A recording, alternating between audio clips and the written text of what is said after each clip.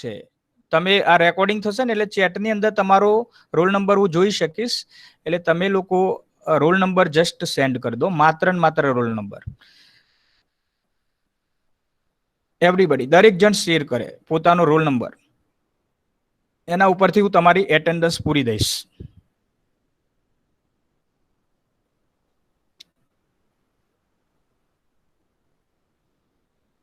Roll number શબ્દ વાપરવાની જરૂર નથી, માત્ર આંકડા લખો just.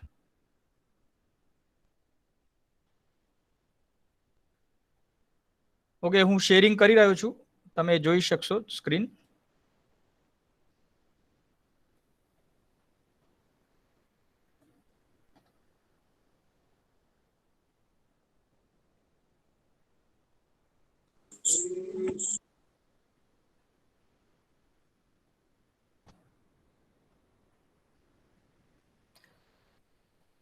Okay, yesterday we have started basic structure of C.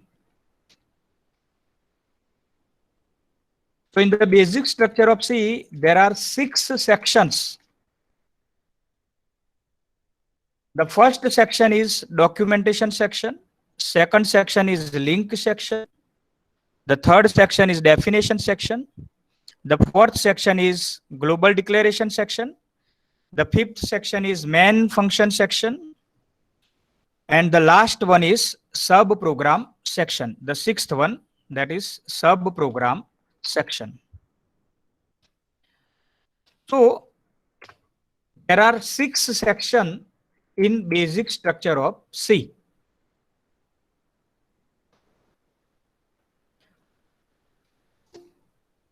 જે સી લેંગ્વેજનું મૂળભૂત માળખું છે એમાં 6 સેક્શન હોય છે. Documentation section, link section, definition section, global declaration section, main function section. એના 2 ભાગ છે, ડિક્લેરેશન પાર્ટ અને એક્ઝિક્યુટેબલ પાર્ટ. અને the last section is sub program section. તો ટોટલ સીનો પ્રોગ્રામ આ 6 ભાગમાં વહેંચાયેલો છે. તમે સીના પ્રોગ્રામનું જો એનાલિસિસ કરો તો એમાં મુખ્યત્વે તમને આ 6 ભાગ જોવા મળશે. આમાં બધા જ સેક્શન કમ્પલસરી નથી, બધા જ સેક્શન લખવા જરૂરી નથી.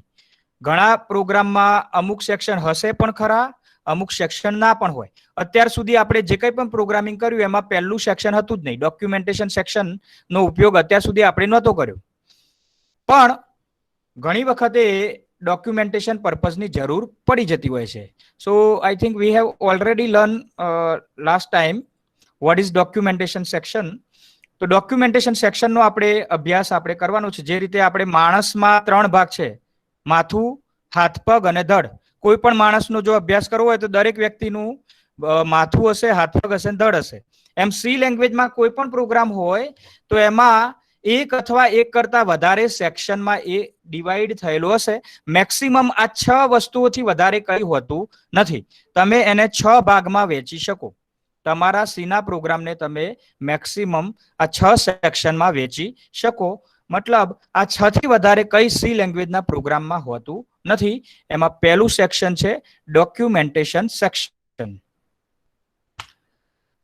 તો ડોક્યુમેન્ટેશન સેક્શનનો જે ઉપયોગ છે એ આપણે ઓલરેડી ગઈકાલે ચેક કરેલો, ફરીથી એકવાર ચેક કરી લઈએ. The documentation section is used four comment line. તો ડોક્યુમેન્ટેશન સેક્શનમાં કમેન્ટ લાઇન મૂકવામાં આવે છે.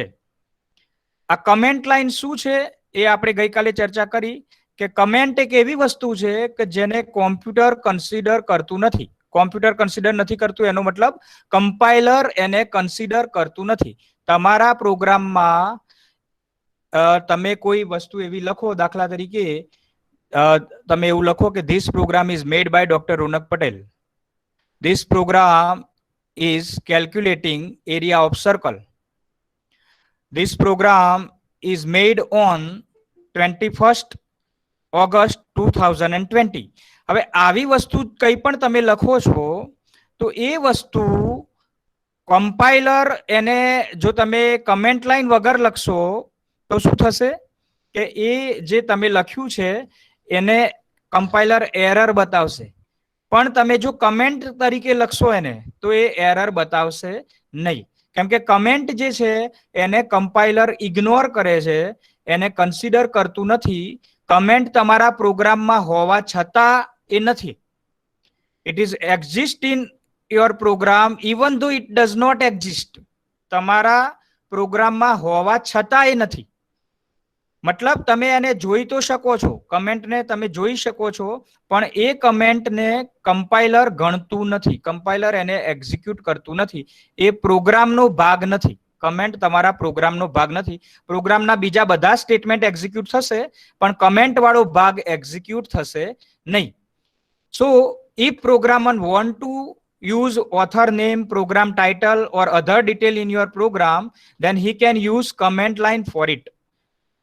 પ્રોગ્રામનું ટાઇટલ શું છે એવું લખવું હોય કે પછી કોણે પ્રોગ્રામ બનાવ્યો છે એવું લખવું હોય, કઈ તારીખે બનાવ્યો છે, આવું કઈ પણ ડોક્યુમેન્ટેશન કામ કરવું હોય તો એ તમે કમેન્ટ લાઈનથી કરી શકો. એના માટે કમ્પલસરી શું છે, કમેન્ટ મૂકવી પડે. So this section is used for documentation purpose. Comments are part of program, but it is not executed by the compiler. આપણે વાત ઓલરેડી કરી ચૂક્યા કે it's a part of program. તમારા પ્રોગ્રામનો ભાગ છે, પણ એને કમ્પાઇલર ઇગ્નોર કરે છે, એને કમ્પાઇલર ગણતું નથી. જેમ બાળકો રમતા હોય તો એમાં જે બાળક નાનું હોય તો એને આપણે દૂધ પીતું બનાવીએ છીએ. કાલે પણ આપણે વાત કરેલી કે દૂધ પીતું હોય મતલબ એ આઉટ થાય તો એને આપણે ગણતા નથી, કેમ કે એ તમારા રમતમાં રમતું હોવા છતાં રમતનો ભાગ નથી. એની આપણે માત્ર શું કરીએ છીએ કે રમાડીએ છીએ ખરા, પણ એ દૂધ પીતું છે એટલે આઉટ થાય, એ કોઈને આઉટ કરે તો એને આપણે કન્સિડર કરતા હોતા નથી. એમ કમેન્ટ પણ સી લેંગ્વેજમાં હોવા છતાં એ પ્રોગ્રામનો ભાગ નથી. It exist in your program even though it does not exist, કેમ કે એને કમ્પાઇલર ગણતું નથી. પણ કમેન્ટ શું કરવા મૂકવી પડે? જેમ નાના બાળકને રમતમાં રમાડવું પડે, કેમ કે એની ખુશીનો સવાલ છે એટલે એને રમાડવું તો પડે, પણ એને દૂધ પીતું રાખીને એને આપણે મતલબ શાંત કરી શકીએ. એમ કમેન્ટ પણ જરૂરી વસ્તુ છે. કમેન્ટ એટલા માટે મૂકવી પડે કેમ કે ઘણી બધી એવી વસ્તુઓ હોય કે જે તમારે પ્રોગ્રામમાં બતાવવી હોય કે ભાઈ પ્રોગ્રામ કોને બનાવ્યો છે, પ્રોગ્રામ કઈ તારીખે બન્યો, પ્રોગ્રામનો ઉદ્દેશ શું છે, આવું કંઈ પણ લખવું હોય તો પછી એ તમે ડાયરેક્ટ તો ના લખી શકો, કેમ કે સી લેંગ્વેજ એને સમજી શકે નહીં. તો એ લખવા માટે તમારે કમેન્ટનો ઉપયોગ કરવો પડે. So basically there are two types of comment, single line comment અને મલ્ટી લાઈન કમેન્ટ. બે પ્રકારની કમેન્ટ છે, એક સિંગલ લાઈન કમેન્ટ છે અને બીજી મલ્ટી લાઈન કમેન્ટ છે. દાખલા તરીકે ગઈકાલે આપણે વાત કરેલી સિંગલ લાઈન કમેન્ટની, તો single line comment is given by double slash. Single line comment આપવી હોય તો આપણે શું કરવું પડે? ડબલ સ્લેશ કરવું પડે. This comment is used for only single line. અને આ કમેન્ટ માત્ર ને માત્ર એક લાઈન ઉપર જ ઉપયોગ થાય. ધારો કે બે લાઈન હોય તો બે વખત તમારે ડબલ સ્લેશ મૂકવું પડે. આ કમેન્ટ એક જ લાઈન ઉપર એપ્લાય થઈ શકે. દાખલા તરીકે the author name is Ronak Patel, double slash આગળ કરી દીધું તો આ the author name is Ronak Patel એ કમ્પાઇલર એને ગણશે નહીં. It is a program for calculating area of circle, double slash આગળ મૂકી દીધું તો આ જે સ્ટેટમેન્ટ તમે લખ્યું છે એડિટરની અંદર એને કમ્પાઇલર ગણતું નથી. તો આઈ થિંક આટલી સુધીની વાત આપણે ઓલરેડી કરી ચૂક્યા છીએ. હવે એક મલ્ટીલાઈન કમેન્ટ પણ આવે છે. દાખલા તરીકે આખો પેરેગ્રાફ હોય, આખો ફકરો, તો એ આખા ફકરાને તમારે કમેન્ટ તરીકે લેવો હોય તો પછી તમારે આખા ફકરાને આગળ ડબલ સ્લેશ કરવાની જરૂર નથી. તમે શું કરો? ફકરાની શરૂઆતમાં સ્લેશ સ્ટાર કરી દો, સ્લેશ સ્ટાર, અને જ્યારે આખો ફકરો પૂરો થાય ત્યારે શું કરી દો? Star slash. મતલબ મલ્ટીલાઈન કમેન્ટ એક કરતા વધારે લાઈન ઉપર આપી શકાય. મતલબ આખા પેરેગ્રાફને કમેન્ટ તરીકે તમારે જો બનાવી દેવો હોય, આખા પેરેગ્રાફને કમેન્ટ તરીકે કન્સિડર કરવો હોય તો મલ્ટીલાઈન કમેન્ટનો ઉપયોગ કરવો પડે. મલ્ટીલાઈન કમેન્ટ ક્યાંથી શરૂ થશે? સ્લેશ સ્ટારથી શરૂ થશે અને પૂરી ક્યાં થશે? Star slash. આ સ્લેશ સ્ટાર અને સ્ટાર સ્લેશમાં જેટલી બી લાઈન હશે એ બધી જ લાઈન કમેન્ટ તરીકે આવી બની જશે, કમેન્ટ બની જશે, અને એ બધી જ લાઈનને કમ્પાઇલર કન્સિડર કરશે નહીં. આપણે ઓલરેડી ગઈકાલે એક એડિટરની અંદર આની ચેકઆઉટ કર્યું હતું. અત્યારે ફરીથી કમેન્ટ લાઈનને જરાક ફરીથી ચેક કરી લઈએ ગઈકાલના પ્રોગ્રામમાં. Let us check.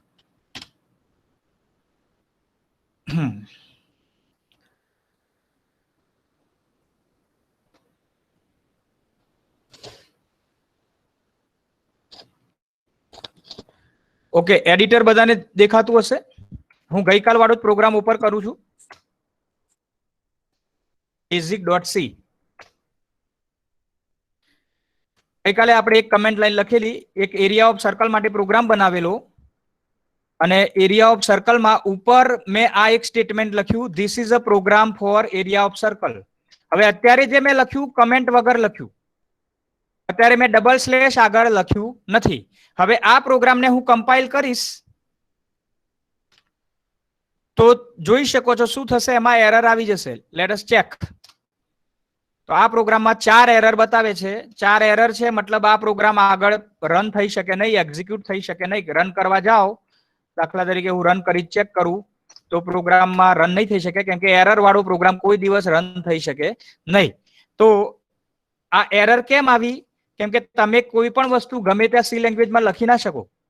આવું તમે લખ્યું કે this is a program for area of circle, તો આ વસ્તુને કમ્પાઇલર ઓળખી નહીં શકે, કમ્પાઇલર એને સમજી નહીં શકે, અને નહીં સમજી શકે તો એરર આપશે.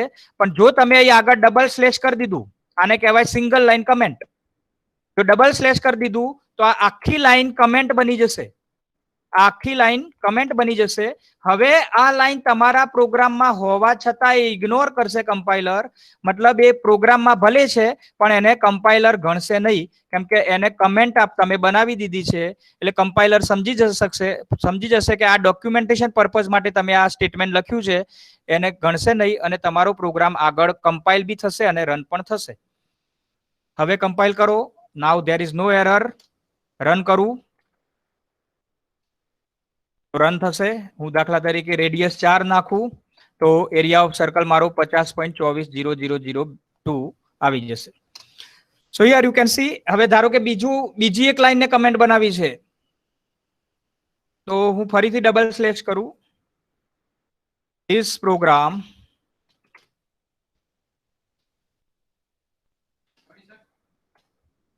is made by Dr. Ronak Patel. આને પણ જો આગળ ડબલ સ્લેશ ના લખું તો એરર આવી જાય. નોર્મલ વસ્તુ છે. કમેન્ટ નહીં બનાવો તો સી લેંગ્વેજ સમજશે નહીં, ઇગ્નોર નહીં કરે, કમ્પાઇલર એરર બતાવશે. પણ આગળ જો કમેન્ટ કરી દઈશું તો એરર જતી રહેશે. કમ્પાઇલ કર્યું, રન કરું તો હવે એરર નહીં આવે. ધારો કે 6 નાખીએ તો area of circle 113 point something આવી જશે. સો યાર કમેન્ટ બધાને સમજાઈ ગઈ હશે. આવા ધારો કે આખો એક પેરેગ્રાફ છે. ધારો કે આ 2 લાઈન આપણે કમેન્ટ કરી હતી, ધારો કે ત્રીજી એક લાઈન લખવી છે. This program made on 21st August 2020. તો હવે આ પણ રન થશે, કેમ કે આની અંદર પણ આપણે કમેન્ટ કરેલી છે એટલે એ પણ રન થશે.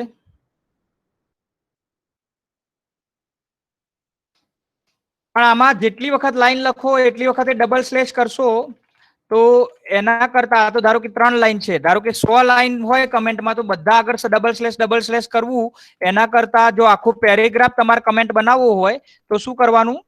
મલ્ટીલાઈન કમેન્ટનો યુઝ કરવાનો. એટલે કે સ્લેશ સ્ટાર, જ્યારે કમેન્ટ શરૂ થાય ત્યારે સ્લેશ સ્ટાર અને પૂરી થાય ત્યારે સ્ટાર સ્લેશ.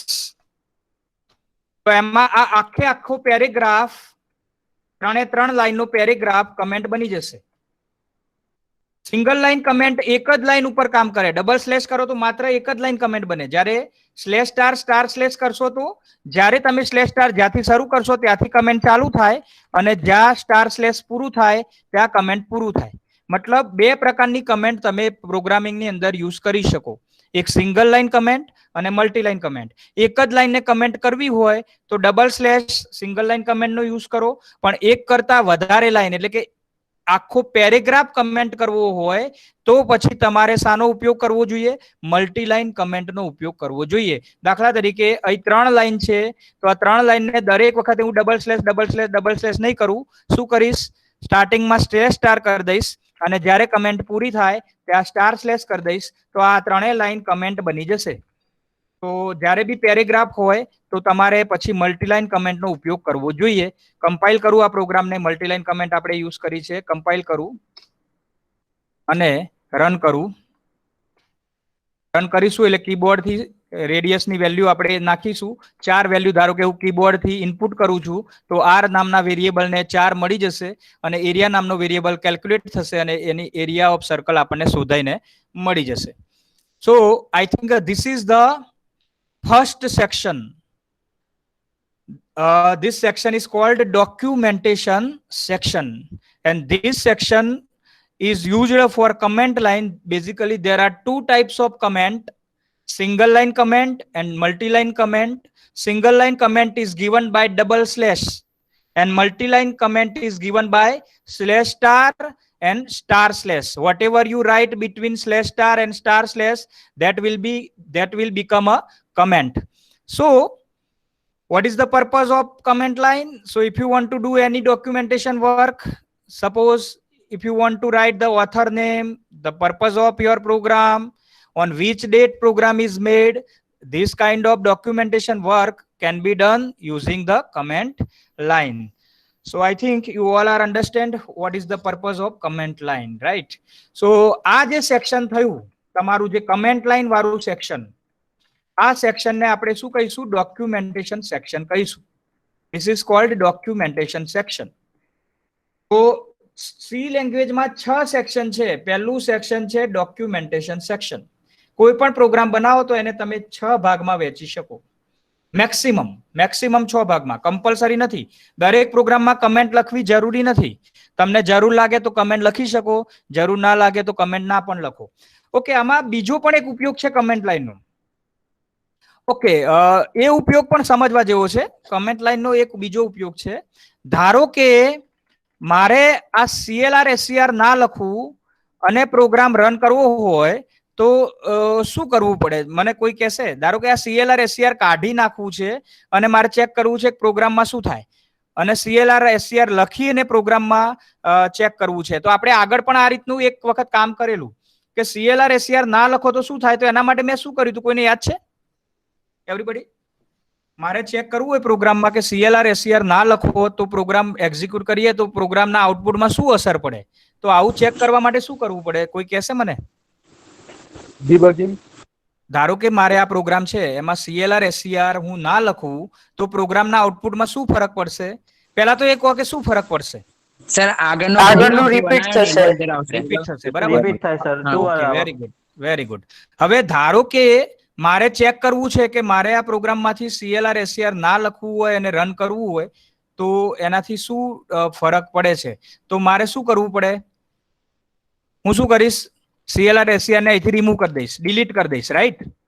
અહીંથી હું ડિલીટ કરી દઉં અને હવે આ પ્રોગ્રામમાં CLR SCR નથી અને હવે આ પ્રોગ્રામને હું કમ્પાઇલ કરું તો 0 એરર 0 વોર્નિંગ આવી જશે અને હવે હું એને રન કરું તો જૂનું આઉટપુટ આપણને જોવા મળે છે અને ફરીથી આપણને નીચે નવું આઉટપુટ માટે પૂછે છે કે એરિયા ઓફ રેડિયસ નાખો. તમે રેડિયસ નાખી 2 તો એ પ્રમાણે તમને એરિયા ઓફ સર્કલ મળી જશે. તો આ પ્રમાણે જૂનું આઉટપુટ રિપીટ થાય છે, રાઈટ? હવે મારે ફરીથી ચેક કરવું છે કે CLR SCR લખવાથી શું થાય, તો શું કરીશ? CLR SCR લખી દેવાનું છે. ફરીથી લખીશ CLR SCR.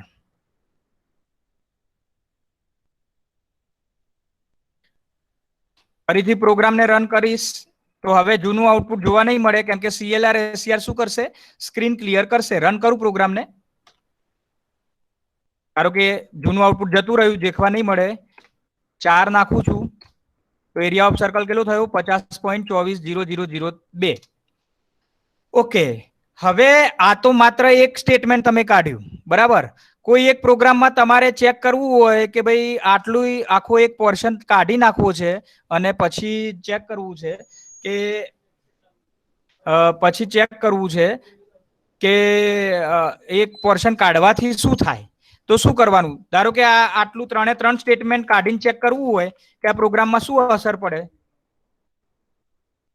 તો તમે મતલબ શું કરશો કહો? વિચારો આને જરા થોડી વાર વિચારો તો શું કરી શકાય. આ પોર્શન મારે પ્રોગ્રામમાં જોતું નથી અને પ્રોગ્રામ રન કરવો છે, બરાબર? Comment line તો આ લખી પોર્શનને દીધું કાઢી નાખવું, ના કમેન્ટ લાઈન કાઢીને કરી દો ચેક સર. કરવું અને પાછું ફરીથી લખીને ચેક કરવું, આવું કરવું જોઈએ. ના તો કમેન્ટ લાઈન કરી દેવાની સર. હા, એ હું સમજાવવા માંગુ છું કે આમાં આવું કઈ ચેકિંગ કરવું હોય ને તો પછી એ પોર્શનને કાઢવાનું નહીં, આપણે શું કરી દેવાનું? કમેન્ટ કરી દેવાની. દાખલા કે CLR SCR ના હોય તો શું થાય એ ચેક કરવું હોય તો મારે CLR SCR કાઢવાની જરૂર નથી. અહીં હું ડબલ સ્લેશ કરી દઉં. Are you getting the point? Double slash કરી દઈશ એનો મતલબ શું છે કે આ CLR SCR દૂધ પીતું થઈ ગયું. CLR SCR શું થઈ ગયું? દૂધ પીતું થઈ ગયું. મતલબ કે હવે એ તમારા પ્રોગ્રામમાં છે નહીં, કેમ કે એ કમેન્ટ બની ગયું, અને કમેન્ટ બની ગયું તો એનો મતલબ કે એને તમે એ તમારા પ્રોગ્રામમાં હોવા છતાં કમ્પાઇલર એને એક્ઝિક્યુટ નહીં કરે. એક્ઝિક્યુટ નહીં કરે એનો મતલબ કે એ તમારા પ્રોગ્રામમાં હોવા છતાં એ તમારા પ્રોગ્રામમાં એની કોઈ અસર જોવા નહીં મળે. આઉટપુટ ઉપર એની કોઈ અસર જોવા નહીં પડે. તો કમેન્ટ લાઈન કેટલી ઇમ્પોર્ટન્ટ વસ્તુ છે હવે ખ્યાલ આવે છે બધાને? માત્ર ડોક્યુમેન્ટેશન પર્પઝ માટે નહીં, આવું કંઈક ચેકિંગ કરવું હોય કે ભાઈ કોઈ પર્ટિક્યુલર વસ્તુ કાઢી નાખવી છે, ચેક કરવી છે કે આ વસ્તુ લખીએ તો શું થાય, ના લખીએ તો શું થાય. હવે આ તો અત્યારે 4-5 લાઈનનો પ્રોગ્રામ છે. જ્યારે તમે પ્રોગ્રામિંગ ભવિષ્યમાં કોઈ સોફ્ટવેર બનાવશો, એન્ડ્રોઈડમાં કે વેબસાઇટ બનાવશો, તો એમાં ઘણી વખત તમારે આવું બધું ચેકિંગ કરવું પડે કે અમુક પોર્શન રાખો તો શું થાય, અમુક પોર્શન કાઢો તો શું થાય. તો પછી એ પોર્શન કાઢી ના નખાય, નહીં તો પછી આખો દિવસ ફરીથી લખવાનું. એવું ના કરાય. એને શું કરી દેવાનું? કમેન્ટ બનાવી દેવાની. એટલે કમેન્ટ બનાવી દો એટલે તમારા પ્રોગ્રામમાં રહેશે જ, પણ એની ઇફેક્ટ આવશે નહીં અને તમે પ્રોગ્રામને સરળતાથી રન કરી શકશો. તો આઈ થિંક કમેન્ટ લાઈન બધા બરાબર સમજી ગયા હશે. 2 પ્રકારની કમેન્ટ છે, સિંગલ લાઈન કમેન્ટ અને multi line comment. Single line comment માટે ડબલ સ્લેશ યુઝ થશે અને મલ્ટી લાઈન કમેન્ટ માટે સ્લેશ સ્ટાર અને સ્ટાર સ્લેશ નો યુઝ થાય છે. ઓકે, સો આઈ થિંક આ CLR SCR ને હવે કાઢવાની જરૂર નથી. ધારો કે ના હોય ને એવું ચેક કરવું હોય તો ડબલ સ્લેશ કરીને રન કરી દો પ્રોગ્રામ. તમે જોઈ શકો છો જૂનું આઉટપુટ તમને જોવા મળે છે. કેમ જોવા મળે? કે CLR SCR હવે તમે કમેન્ટ બનાવી દીધું એટલે કમ્પાઇલર એને ગણશે નહીં, એટલે તમને જૂનું આઉટપુટ પણ જોવા મળશે. તો કમેન્ટ લાઈન નો ઉપયોગ તમે બધા સમજી ગયા હશો, કમેન્ટ શું કરવા કરવી પડે. તો આ તમારું C લેંગ્વેજ નું પહેલું section, documentation section, basic structure of C નું first section, documentation section, that means comment line. Okay, હવે નેક્સ્ટ સેક્શન ઉપર આવીએ, લિંક સેક્શન. હવે લિંક સેક્શન મતલબ શું? લિંક સેક્શન એટલે આ જે હેડર ફાઇલ આપણે આપણા પ્રોગ્રામમાં ઇન્ક્લુડ કરીએ છીએ, આપણા પ્રોગ્રામની અંદર હેડર ફાઇલ લિંક કરીએ છીએ, એ જે ભાગ છે એ ભાગને આપણે કયું સેક્શન કહીએ છીએ? લિંક સેક્શન કહીએ છીએ. દાખલા તરીકે અહીં મેં 2 હેડર ફાઇલ લખી છે, ઇન્ક્લુડ stdio.h, ઇન્ક્લુડ conio.h. તો આ 2 હેડર ફાઇલ મારે શા માટે લિંક કરવી પડે છે? આપણે ઓલરેડી આગળ આની ચર્ચા કરી ચૂક્યા કે આ હેડર ફાઇલ નું કામ શું છે. તો ઘણા બધા પ્રી ડિફાઇન ફંક્શન આ હેડર ફાઇલ્સની અંદર આવેલા છે. દાખલા તરીકે આ પ્રિન્ટએફ ફંક્શન જે આપણે યુઝ કરીએ છીએ, પ્રિન્ટએફ ફંક્શન, અને આ સ્કેનએફ ફંક્શન પણ. તો આ પ્રિન્ટએફ અને સ્કેનએફ ફંક્શન જે છે એ કોને આભારી છે? stdio.h ને આભારી છે, કેમ કે એની ડેફિનેશન stdio.h ની અંદર છે. કહેવાનો મતલબ એ છે કે પ્રિન્ટએફ અને સ્કેનએફ ફંક્શન એ stdio.h નામની લાઇબ્રેરીમાં આવેલી છે. અને જો તમારે એ પ્રિન્ટએફ અને સ્કેનએફ નો ઉપયોગ તમારા પ્રોગ્રામમાં કરવો હોય તો તમારા પ્રોગ્રામમાં શું કરવું પડે? આ હેડર ફાઇલને એડ કરવી પડે.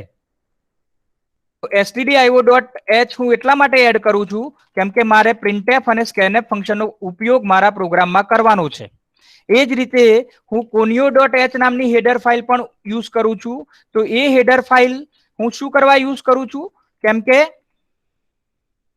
આ જે CLR SCR ફંક્શન છે, CLR SCR અને બીજું ફંક્શન get ch, આ બંને ફંક્શન શાની અંદર આવેલા છે? conio.h ની અંદર આવેલા છે. તો આ હેડર ફાઇલ એ આપણે પ્રોગ્રામમાં એડ કરીએ છીએ.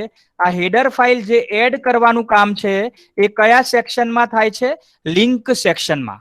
તો બીજું સેક્શન જે છે એને આપણે લિંક સેક્શન કહીએ છીએ. લિંક સેક્શન મતલબ કે આપણે આપણા પ્રોગ્રામની અંદર હેડર ફાઇલ્સ એડ કરાવીએ છીએ. એ હેડર ફાઇલ્સ એટલા માટે એડ કરાવવી પડે કેમ કે એ હેડર ફાઇલ્સ ની અંદર કેટલાક પ્રી ડિફાઇન ફંક્શન હોય છે જેનો ઉપયોગ આપણે આપણા પ્રોગ્રામની અંદર કરવાનો હોય છે. અને એ આપણા પ્રોગ્રામની અંદર જો આપણે એ પ્રી ડિફાઇન ફંક્શન્સનો ઉપયોગ કરવા માંગતા હોઈએ તો એ જે પ્રી ડિફાઇન ફંક્શન જે હેડર ફાઇલમાં હોય એ હેડર ફાઇલને મારે પ્રોગ્રામની અંદર એડ કરવી પડે. તો printf scanf ફંક્શન stdio.h માં છે અને clr scr અને getch ફંક્શન conio.h નામની હેડર ફાઇલમાં છે. તો આ લાઇબ્રેરી મારે મારા પ્રોગ્રામની અંદર એડ કરાવવી પડે કેમ કે આ બધા લાઇબ્રેરી ફંક્શન એ પર્ટિક્યુલર હેડર ફાઇલની અંદર અવેલેબલ હોય છે. માત્ર આ બે જ હેડર ફાઇલ છે એવું નથી. સી લેંગ્વેજમાં ઘણી બધી હેડર ફાઇલ્સ છે અને ઘણા બધા પ્રી ડિફાઇન ફંક્શન તૈયાર છે. આગળ જેમ જેમ પ્રોગ્રામિંગ આપણે કરતા જઈશું સેમિસ્ટર 1 માં અને સેમિસ્ટર 2 માં એમ ભવિષ્યમાં નવા ફંક્શનો જે ઓલરેડી તૈયાર છે, ઓલરેડી પ્રી ડિફાઇન છે એવા ફંક્શનો તમે સી લેંગ્વેજમાં યુઝ કરશો અને એ યુઝ કરવા માટે જે હેડર ફાઇલનો ઉપયોગ કરવાનો થશે એ હેડર ફાઇલને પણ મારે શરૂઆતમાં લિંક સેક્શનની અંદર એડ કરવી પડશે. તો બીજું જે સેક્શન છે એ કયું સેક્શન છે? Link section. લિંક સેક્શન મતલબ આપણા પ્રોગ્રામની અંદર નો હેડર ફાઇલ વાળો ભાગ. તો આ હેડર ફાઇલ વાળા ભાગને આપણે શું કહીએ છીએ? લિંક સેક્શન કહીએ છીએ. તો અહીં બીજા નંબરનું સેક્શન લિંક સેક્શન. ડોક્યુમેન્ટેશન સેક્શનની વાત ઓલરેડી કરી ચૂક્યા. હવે બીજું સેક્શન જે છે ધેટ ઇઝ લિંક સેક્શન. સો જે આપણે વાત કરી એ જ વસ્તુ અહીં લખેલી છે. In this section header files are included in our program. This header file contains some predefined library functions. If we want to use those predefined functions in our program, then we have to add header file in our program. જો આપણે પ્રીડિફાઇન ફંક્શનને આપણા પ્રોગ્રામમાં use કરવા માંગતા હોઈએ તો એ પ્રીડિફાઇન function જે હેડર ફાઇલમાં હોય એ હેડર ફાઇલને આપણે આપણા પ્રોગ્રામમાં ઇન્ક્લુડ કરવી પડે. મતલબ કે આપણા પ્રોગ્રામમાં એને લિંક કરવી પડે અને આ જે લિંક કરીએ છીએ એ આ લિંક સેક્શન ગણાય. કેટલાક એક્ઝામ્પલ આપેલા છે અહીં. દાખલા તરીકે stdio.h નામની હેડર ફાઇલ છે એમાં કયા લાઇબ્રેરી ફંક્શન અવેલેબલ છે? printf અને scanf. conio.h નામની હેડર ફાઇલ છે એમાં કયા લાઇબ્રેરી ફંક્શન છે?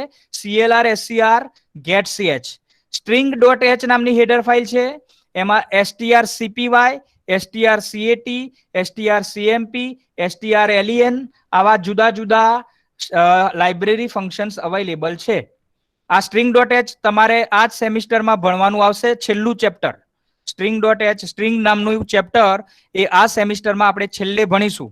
તો એમાં બી તૈયાર ફંક્શન અવેલેબલ છે. સ્ટ્રિંગ કોપી strcpy મતલબ સ્ટ્રિંગ કોપી, strcat મતલબ સ્ટ્રિંગ કોન્કેટનેશન, strcmp મતલબ સ્ટ્રિંગ કમ્પેરિઝન અને strlen મતલબ સ્ટ્રિંગ લેન્થ. તો આવા તૈયાર ફંક્શન્સ અવેલેબલ છે અને પ્રી ડિફાઇન ફંક્શન કહેવાય, સિસ્ટમ ડિફાઇન ફંક્શન કહેવાય. તો આવા તૈયાર ફંક્શન અવેલેબલ હોય છે એનો ઉપયોગ ડાયરેક્ટ આપણે પ્રોગ્રામમાં કરી શકીએ. એ રીતે math.h નામની હેડર ફાઇલ છે. તમારે સ્ક્વેર રૂટ કરવું હોય, સ્ક્વેર રૂટ મતલબ વર્ગમૂળ શોધવું હોય, CBRT ક્યુબ રૂટ ઘનમૂળ, પછી સાઇન થીટા કોઈ કોણ આપેલો હોય એનો સાઇન વેલ્યુ શોધવી હોય, કોસ વેલ્યુ શોધવી હોય, પાવર નામનું function x raise to y, x ની y ઘાત શોધવી હોય, 3 ની 5 ઘાત આવું કઈ શોધવું હોય તો તમે પાવર ફંક્શનનો ઉપયોગ કરી શકો. લોગેરિધમ log 10 આપણે આગળ તમે ભણ્યા હશો 7મા 8મા 9મા 10મામાં ગમે તે ક્યાંક કે લોગેરિધમ શોધવો હોય તો આપણે પેલા લોગ ટેબલનો યુઝ કરીને એમાંથી લોગ વેલ્યુ શોધતા હતા. તો સી લેંગ્વેજમાં આ લોગ ફંક્શનથી તમે કોઈ પણ લોગ વેલ્યુ શોધી શકો. તો this type of pre defined functions R already available. તૈયાર ફંક્શન છે. માત્ર ને માત્ર એ ફંક્શનનો ઉપયોગ કરવો હોય તો તમારે હેડર ફાઇલ ઇન્ક્લુડ કરાવવી પડે. એ હેડર ફાઇલની અંદર આ બધા ફંક્શન અવેલેબલ હોય. ગ્રાફિક્સ નું કંઈક કામ કરવું હોય, દાખલા કે લાઈન દોરવી હોય પ્રોગ્રામમાં, તો લાઈન દોરવા માટે લાઈન નામનું ફંક્શન છે. રેક્ટેંગલ દોરવો હોય, લંબચોરસ, તો લંબચોરસ દોરવો હોય, લાઈન દોરવી હોય, ચોરસ દોરવો હોય, તો એની અંદર graphics.h નામની હેડર ફાઇલ તૈયાર અવેલેબલ છે. ઇવન એક પોઈન્ટ પણ દોરવો હોય તો એ પોઈન્ટ દોરવા માટે પણ graphics.h નામની હેડર ફાઇલનો ઉપયોગ થાય છે. પર્ટિક્યુલર પોઝિશન ઉપર પોઈન્ટ, બરાબર, આપણે લખીએ છીએ તો પૂર્ણ વિરામ કરીએ પોઈન્ટ જ છે, પણ એવો પોઈન્ટ નહીં, કોઈ પર્ટિક્યુલર પોઝિશન ઉપર પોઈન્ટ કરવો હોય તો એ પોઈન્ટ તમારે graphics.h નામની હેડર ફાઇલમાં એની અંદર એક પુટ પિક્સેલ કરીને ફંક્શન તૈયાર હોય છે. તો એ પુટ પિક્સેલ થી તમે એ પોઈન્ટ દોરી શકો. તો આવા તૈયાર ફંક્શન ઓલરેડી હોય છે અને એ ફંક્શનનો આપણે ઉપયોગ કરી શકીએ. એટલે આ જે આખો ભાગ છે એ કયું કહેવાશે? Link section. તો સી લેંગ્વેજમાં 6 સેક્શન હોય છે, 6 થી વધારે કશું જ હોતું નથી. એમાં પહેલું સેક્શન ડોક્યુમેન્ટેશન સેક્શન, બીજું સેક્શન લિંક સેક્શન. હવે ત્રીજા સેક્શન ઉપર આવીએ, ડેફિનેશન સેક્શન. તો ડેફિનેશન સેક્શન મતલબ સિમ્બોલિક કોન્સ્ટન્ટ વાળું સેક્શન. તમે તમારા પ્રોગ્રામની અંદર જે લખો છો ને ડિફાઇન પાઈ 3.14, મતલબ કે કોન્સ્ટન્ટ વેલ્યુ તમારે તમારા પ્રોગ્રામમાં ડિફાઇન કરવી હોય તો તમે શાનાથી કરી શકો? ડેફિનેશન સેક્શન થી કરી શકો. દાખલા તરીકે આપણે હમણાં આગળ જે પ્રોગ્રામ બનાવ્યો એની અંદર હેડર ફાઇલના નીચે આવું લખેલું છે, ડિફાઇન પાઈ 3.14. તો આવો આ પાઈ જે છે એ વેરિયેબલ નથી. Pi is a constant. કોન્સ્ટન્ટની ડેફિનેશન શું થાય છે? What is constant? Constants means those value that does not change during the execution of your program. Constant નો મતલબ એવો છે કે એવી વેલ્યુ કે જે પ્રોગ્રામના એક્ઝિક્યુશન દરમિયાન ચેન્જ ના થાય એને આપણે કોન્સ્ટન્ટ કહીએ છીએ. ગુજરાતીમાં કહીએ તો અચળ વેલ્યુ. બે પ્રકારની વેલ્યુ હોય, ચલ વેલ્યુ અને અચળ વેલ્યુ. ચલ મતલબ ચલિત થાય, જેની વેલ્યુ ચેન્જ થાય એને કહેવાય વેરિયેબલ. વેરિયેબલ મતલબ જેની વેલ્યુ વેરી થાય, જેની વેલ્યુમાં વેરિએશન આવે એને વેરિયેબલ કહીએ છીએ. અને કોન્સ્ટન્ટ મતલબ અચળ વેલ્યુ, જેની વેલ્યુનું ચલિત ના થાય, જે વેલ્યુ બદલાય નહીં, જેની વેલ્યુમાં વેરિએશન ના આવે, તો આવી વેલ્યુને આપણે કોન્સ્ટન્ટ કહીએ છીએ. So constant means those value that does not change during the execution of your program. દાખલા તરીકે પાઈ, આ પાઈની વેલ્યુ ફિક્સ જ હોય 3.14. આ 3.14 બદલાવાના નથી. આખા પ્રોગ્રામમાં તમે એને ગમે ત્યાં યુઝ કરો એ 3.14 જ રહેશે. તો આવો કોઈ પણ કોન્સ્ટન્ટ સી લેંગ્વેજમાં લેવો હોય, મતલબ એવો કોઈ વેલ્યુ લેવી હોય કે જે તમારા પ્રોગ્રામમાં બદલાતી ના હોય, તો એને તમારે વેરિયેબલ તરીકે ના લેતા કોન્સ્ટન્ટ તરીકે લેવી પડે. તો એક બે એક્ઝામ્પલ આપ્યા છે. એક પાઈ નામનો કોન્સ્ટન્ટ લીધો છે, તો કોન્સ્ટન્ટ લેશો કેવી રીતે? આ રીતે નંબર સાઇન લખવું પડે, પછી ડિફાઇન લખવું પડે, પછી કોન્સ્ટન્ટનું નામ લખવું પડે અને પછી કોન્સ્ટન્ટની વેલ્યુ.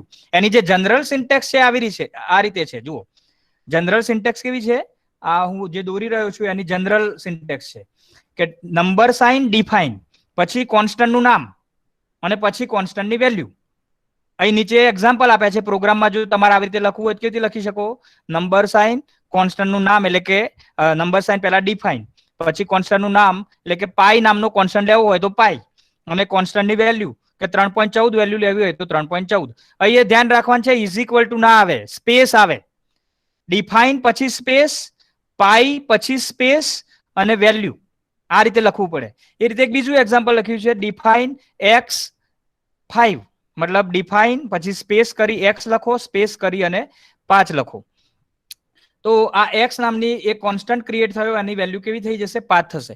ઓકે, એક બીજી પણ વાત કરીએ કે જ્યારે બી કોન્સ્ટન્ટ લઈએ આપણે પ્રોગ્રામની અંદર, તો હંમેશા કોન્સ્ટન્ટને તમે જ્યારે ડિફાઇન કરો તો એને કેપિટલમાં લેવો. દાખલા કે પાઈ છે તો હું એને કેપિટલમાં લખું છું, x છે તો એને હું કેપિટલમાં લખું છું. આવો કોઈ નિયમ નથી. વેરિયેબલને આપણે જ્યારે બી લઈએ ત્યારે એને સ્મોલમાં લઈએ છીએ, મતલબ સેકન્ડ એબીસીડીમાં લઈએ છીએ. જ્યારે બી કોન્સ્ટન્ટ લઈશું એને કેપિટલમાં લઈશું. જો કે આવો કોઈ નિયમ નથી. તમે ધારો કે કોન્સ્ટન્ટ સ્મોલ વેલ્યુ લેશો, સ્મોલ એબીસીડીમાં લો તો બી સી લેંગ્વેજ એને એક્ઝિક્યુટ કરશે જ. પણ આ આપણી સુવિધા માટે આપણે આ કરીશું. આ સુવિધા શું છે કે જ્યારે બી પ્રોગ્રામિંગ કરીશું તો એમાં જ્યારે બી કેપિટલ લખેલું આવશે તો આપણે સમજી જઈશું કે આ કોન્સ્ટન્ટ છે, અને જ્યારે બી સ્મોલ લેટર આવશે તો આપણે સમજી શકીશું કે આ વેરિયેબલ છે. તો આપણી સુવિધા માટે જ્યારે બી કોન્સ્ટન્ટ લઈએ તો એને કેપિટલ તરીકે લેશો તો એ તમને પ્રોગ્રામિંગ સમજવામાં ઈઝી રહેશે. So this is a symbolic constant. આપણે પ્રોગ્રામિંગમાં આવી જઈએ.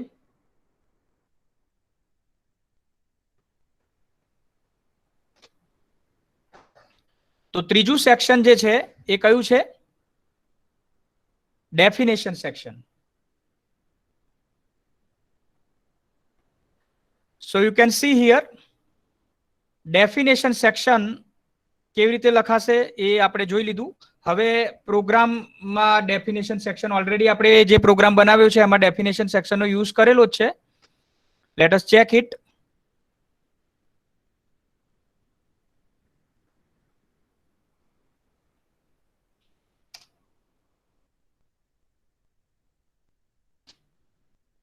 ઓકે, આઈ થિંક આગળના પ્રોગ્રામમાં આપણે જે કંઈ પણ કામ કર્યું એ સેવ નહોતું કર્યું, તો એ પ્રોગ્રામ ઓટોમેટિક એમાંથી રિમૂવ થઈ ગયું છે.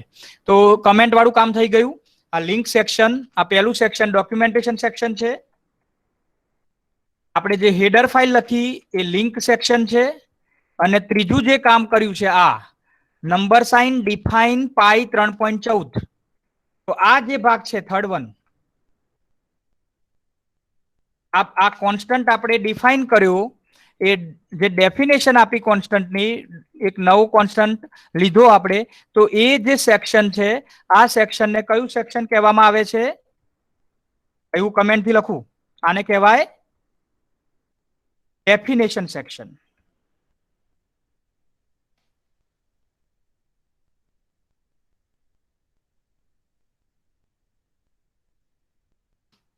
આ ભાગને ડેફિનેશન સેક્શન કહેવાય છે. તો ત્રણ સેક્શન બધા સમજી ગયા હશે. પહેલું ડોક્યુમેન્ટેશન સેક્શન, કમેન્ટ લાઈન વાળું સેક્શન. બીજું સેક્શન છે એ હેડર ફાઇલ વાળું સેક્શન એટલે કે લિંક સેક્શન. અને ત્રીજું સેક્શન જે છે એ છે સિમ્બોલિક કોન્સ્ટન્ટ માટેનું સેક્શન એટલે કે સિમ્બોલિક કોન્સ્ટન્ટ એટલે કે કોન્સ્ટન્ટ ડિફાઇન કરવા વાળું સેક્શન, જેને આપણે ડેફિનેશન સેક્શન કહેતા હોઈએ છીએ. એના પછી ગ્લોબલ ડિક્લેરેશન સેક્શન આવશે, એના પછી મેન પ્રોગ્રામ સેક્શન આવશે, અને છેલ્લું સેક્શન કયું આવશે? સબ પ્રોગ્રામ સેક્શન આવશે. તો 3 સેક્શન આપણે આજે કમ્પ્લીટ કર્યા છે. બાકીના 3 સેક્શન આપણે નેક્સ્ટ લેક્ચરમાં આગળ ચર્ચા કરીશું. ઓકે, તો ગઈકાલે જે બી આપણું મિસ થયું છે એ પણ મેં આજના લેક્ચરમાં કવર ફરીથી કરી લીધું છે. એટલે ગઈકાલનું લેક્ચર તો હું અપલોડ નહીં કરી શકું, પણ આજના લેક્ચરમાં આપણે ગઈકાલ વાળી વાત પણ અંદર લઈ લીધી છે, તો એ બી અંદર આવી જશે.